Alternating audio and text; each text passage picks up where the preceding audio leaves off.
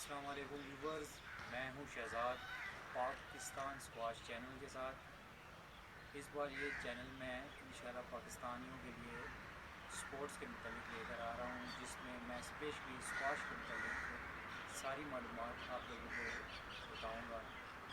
तो I hope आप लोगों को ये चैनल ज़रूर बहुत पसंद आएगा। इसका इफ्तिताह मैं इंशाल्लाह स्टेप बाय स्टेप करूँगा। सबसे पहले मैं आप लोगों को स्क्वाश कोर्ट के मतलब बताऊँगा कि स्क्वाश क्या है, स्क्वाश खेली कैसे जाती है, स्क्वाश में किन किन चीज़ों की ज़रूरत होती है, स्क्वाश में फुट वर्किंग और स्क्वाश के गेम्स रूल्स रेगुलेशंस ये सब क्या होते हैं।